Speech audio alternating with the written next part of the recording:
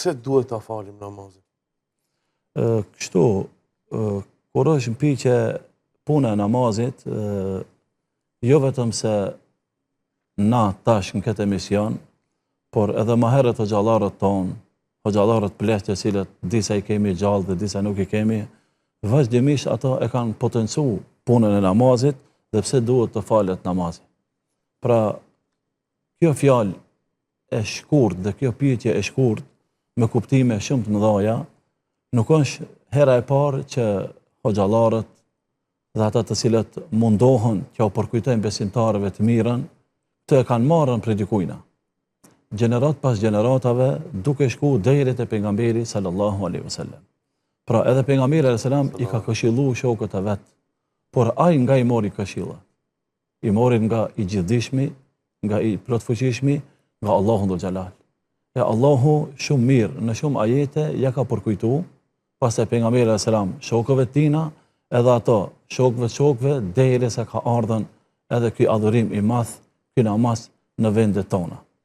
Duke pas parasysh se Allahu dhul xhalal është i plot fuqishëm dhe ai nuk ka nevojë për adhurimet tona.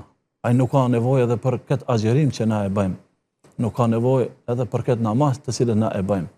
Mirë po, duhet të ndalemi dhe të kujtojmë.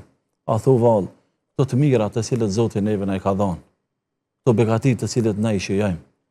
Por edhe para Ramazanit, por edhe tash në Ramazan, Zoti na ka dhënë shumë të mira. Këto begati të cilët na po kënaqemi me shpirtin ton, me zemrën ton, me trupin ton, edhe gjatë iftarit, edhe gjatë syfirit, me familjet tona, me farefisin ton. Gjitha këto begati mos u mund do t'i numërosh, sepse me të vërtetë s'kemi numër.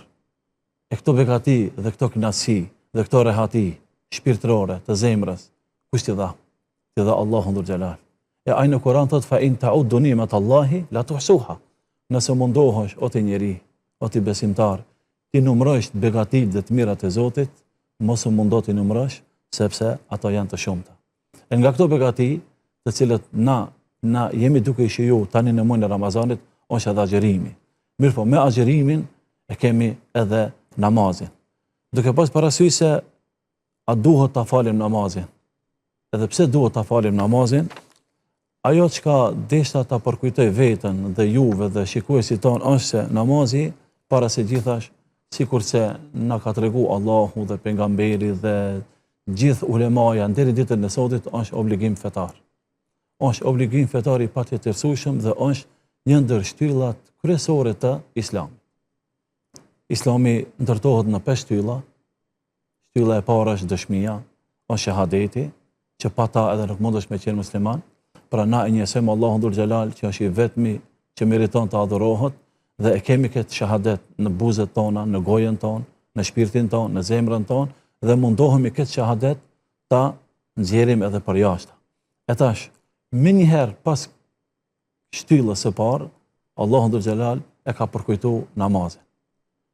Duke pas parasysh se ky namaz është obligim fetar, por me një farë mënyre është edhe komunikim direkt ndërmjet robit dhe krijuesit.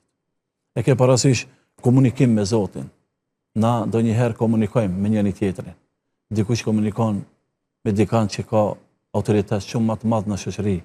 E dikush ëndër e ka të komunikon me të parin e shtetit. Ëndër e ka të komunikon me të parin e ndonjë ministrie kështu me radhë. Janë njerëz të cilët sot e kanë famën, nesër nuk e kanë. Sot e kanë postin, nesër nuk e kanë dhe syrin ton ndoshta ato na dukon të mëdhej. Por ka haru njeriu, edhe pse quhet insan, ai haron, edhe është i harum për fjalës nesa, ka haru, por na mundohemi të përkujtojmë. E sidomos në këtë muaj të Ramazanit e përkujtojmë veten dhe shikuesit ton se komunikimi më i lezetshëm, komunikimi më shpirtëror, komunikimi më me rahati është kur ti komunikon me Zotin. E tash na kur i drejtohemi Zotit me namaz, lidhemi. Themi Allahu Ekber dhe lidhemi. Kujna i lidhesh? Zotit. Me kanë komunikon? Me Zotin. Pra i drejtohet Zotit iyake na'budu wa iyake nesta'in. Vetëm ti o Zot të adhuroj dhe vetëm prej teje ndihmën e kërkoj. Pra ki komunikim, pra kur ti drejtohesh Zotit dhe atina i nështrohesh, pra kjo nuk është një punë e vogël. Atëherë, pse duhet ta falim namazin? Mu për këtë shkak. Ta falim namazin që na Allahu Dhul Xhelal pi drejtohemi dhe të bisedojmë dhe të kontaktojmë dhe lidhjen tonë mos e kpusim.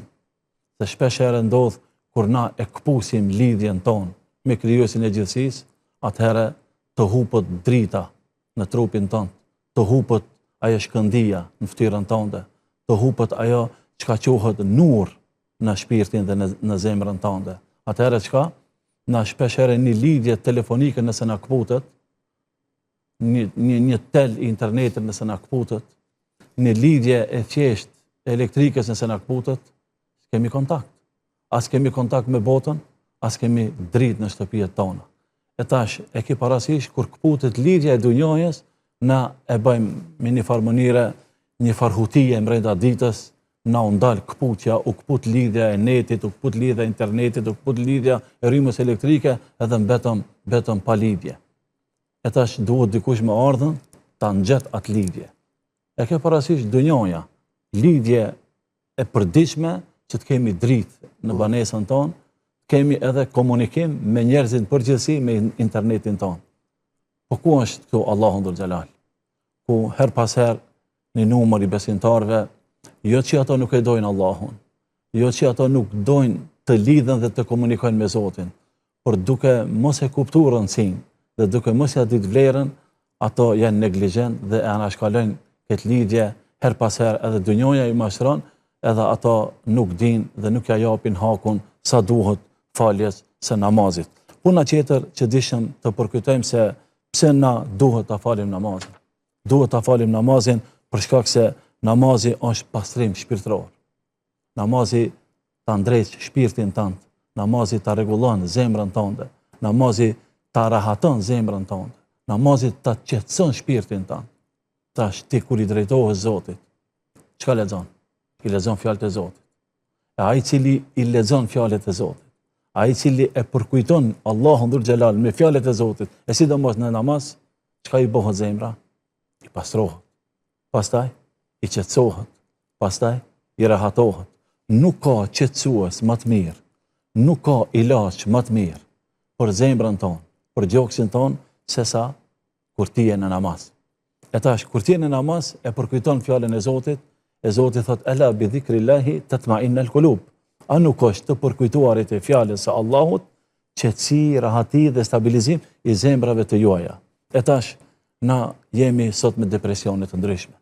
Jemi me strese të ndryshme. Asu ka ardhur bota, asu ka ardhur shoqëria, asu ka ardhur kriza, familje, probleme, jo rahati, jo qetësi, jo gjumë të bollshëm, gjumin se ka rahat, gjoksin ka shtrëngim, ka sikletet të ndryshme dhe këto depresione na nuk jemi kundra medikamenteve të medicinës. Mirë po, medikamenti më i mirë për këtë shpirt që të qetësohet, medikamenti më i mirë për këtë shpirt të pastrohet, ilaçi më i mirë për këtë stres që ti e përjeton dhe nuk din t'ja u tregojsh të tjerëve, beso se është muki namaz, që na tash e lutim Allahun Dhul Xhelal që ata të cilët nuk e kanë pas namazin sa duhet para Ramazanit, le të bëhet sebeb Ramazani, sikur se është obligim Ramazani. E tash, nëse ti me Ramazanin një ke punë të mirë dhe me namazin si ke punë të mirë, atëherë çka na duhet t'ja japim besën Allahut, se sikur se Ramazani që e kemi nderu dhe respektu, me vitet e tëra, 30 vjet, 40 vjet, dikush edhe 60 Ramazane i ka, mundohu që t'ja japsh rëndësinë edhe këtij namazi, sepse namazi është më me rëndësi se gjithçka çka ti jeton në jetën e kësaj bote.